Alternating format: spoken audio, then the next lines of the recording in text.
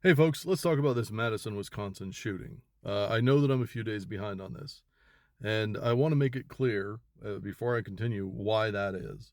It's not that I don't think it's important to talk about these things while they're very topical. It's more that I see these things happen sometimes, and I recognize that I don't have the facts. I don't know what happened. This situation was very strange to me, and I wanted to kind of let it settle before I talked about it because I don't want to be a fearmonger. But I'm also not trying to break news. That's not what I do here. That's not at all what I'm not Aaron Parnas, God bless his soul. I'm not these kind of people that are trying to be first. I'm not trying to I editorialize. I talk about it in a sense of trying to, understand it, trying to bring some, context to it, trying to, I don't know, add something to the discussion. I'm not trying to break it. I'm not trying to be fast about it. And so I wanted to make that clear as to why I'm posting a video about it on a fucking Saturday when it happened on Wednesday. Um, I saw it happening.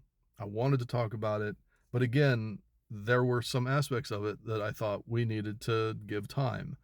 And it really came down to the fact that he had a knife and the fact that, I was trying to watch these other videos. I kept on hearing, well, there's another video, there's another angle, there's another that shows why, right? That gives a reason why. That's what the police chief kept saying. And I'm not really somebody that's ever like, yeah, totally. Tell me, lie to me, pig, lie to me. I'm not that kind of guy. But I absolutely wanted to give them a chance because I there was a weapon, right? I kept on looking at it and saying, well, there was a weapon. I need to look at it. And it wasn't an Alex Pretty situation. This was a weapon that he had pulled out, right? Like he was wielding it. So I went and I've waited and I've watched and I've been reading it and I've been studying it. And what it comes down to is and they're gonna have their investigations and all this stuff, but anybody with eyes like that looks at the now I think it's like 6 or 7 angles of this incident um can see that this was not truly an execution but basically an execution, right? Like we can look at it and we can say, well, they didn't put him on his knees and just shoot him for no reason. But what we can say is that every reason that they give isn't a reason to murder someone in the street. It's not a reason to murder somebody at all, but much less in the street, right? Like, so we know that the female officer said taser, taser, taser, and less than 3 seconds after she fired it, he was shot 3 times in the head, basically in the face, by the rotund officer that was there. Now, uh, she didn't like she got him with the taser, and the police chief said after the taser was found ineffective, it was less than 3 seconds.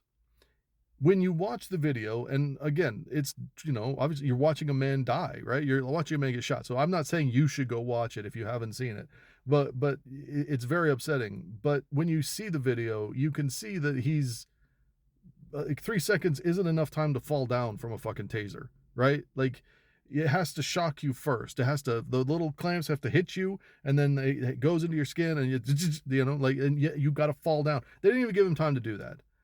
She said, taser, taser, taser.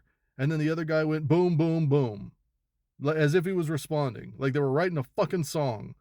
And there's no opportunity. There's no opportunity to see if the taser worked.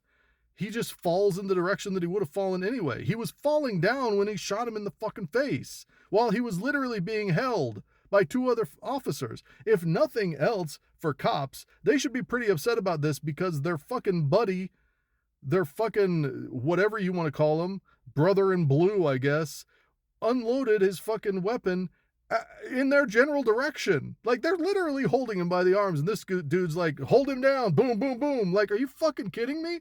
Like, if I was one of those cops, I'd have beat the shit out of that guy later. Like, what the fuck are you doing? You don't fucking, like, well, I was right there. You're not that good of a shot, Steve, whatever the fuck his name is. Like, his kid's name is Corey Ruiz, and he was a black man, but he was a light skinned black man. And I thought about it, and I wanted to say something to the effect of, if it was brown, if he was brown, it would be different. But he was light skinned. He wasn't that much darker than me. He had different features, but you gotta wonder, like, is it just like non-white now at every level? We're all treated the same now in the eyes of the law, which is shoot first, get first, and ask questions later. Like that's how it's been, and I thought that we had made some progress there for a little while. I don't know, about 10 years ago, but that all that progress is gone now.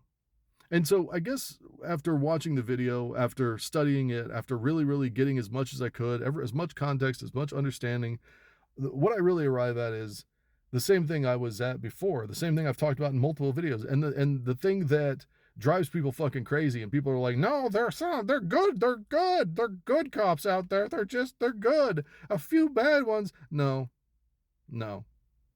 I haven't heard one cop say, hey, this was wrong what happened here. All I've heard people say is, well, he had a knife, so he deserved to be shot in the face 3 times. That's it. Well, he had a record. He had a record and he had a knife.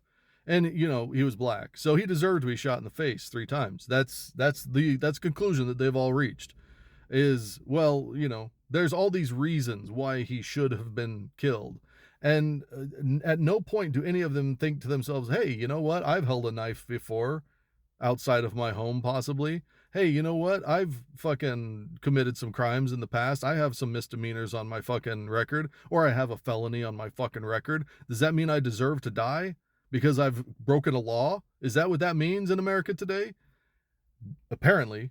It's just a combination of, well, there might be a weapon where a cop might get a scratch. He might get a boo-boo, so he gets shot in the face because of it, right? He might, that poor police officer might have a little scratch on him from a kitchen knife, so he gets to shoot somebody in the face. Like, the fact that people are using that as like justification for murder is nonsensical. And yes, to answer the fucking inevitable fucking stupid ass questions, if somebody came at me with a knife, no, I wouldn't murder them. No, I wouldn't murder them. Because, well, first of all, I'm, close combat trained. And second of all, I don't think that those are the same thing. Have you ever heard the phrase, well, you brought a knife to a gunfight? They say that because it's ineffectual at that point in time. Now, I'm not saying that a knife is a weapon that shouldn't be respected. Of course it is. But this guy there were 3 cops around him. If he was going to hurt that cop in any fucking way, he would have done it. Like, it's absolutely fucking crazy that these things happen seemingly once a week now. We get some extrajudicial punishment met out by a police officer or an ICE agent, and everybody's just like, yeah, this is totally normal. This is what, there's a couple people that'll speak up about it. You might have some people in the streets, and then it goes away. Then we, like, it happens on a Friday. We get to Thursday of next week. Everybody fucking forgets about it, and it happens again on Friday just to remind us what they can possibly do to us. And nobody's going to do a goddamn thing. Nobody's willing to stand up against them. Nobody's willing to speak out against them. And I'm saying that not just ICE. I'm saying that against law enforcement. I'm saying it against these fucking practices. I'm saying it against the people that escalate situations to the point where people are getting shot in the face in the middle of the fucking street. I'm saying it because these are things that leave people that are not white, which every fucking person that defends cops now are fucking white, or they're a black guy that is a cop, right? They're all indoctrinated into this system of believing that these former slave catchers are somehow like the answer to all things in society. Like, they keep everybody safe. But I got bad news for you, Skippy. They don't. They don't keep everybody safe. As a matter of fact, they're the things that are killing a lot of fucking people. And they get the power of the state and the power of the federal fucking government behind them. There's no punishment for them. Nobody ever holds them accountable. And so they just keep doing it. Veronica Ruiz, his sister, said, yes, he had a record, and these things do not define who my brother was. And I couldn't agree more with that. I hope that his family can heal from this. I hope that they take their rage out on anyone that they possibly need to feel better. And I hope somehow that this kid rests in peace. Take care of yourself, everybody, and take care of others. I'll talk to you soon.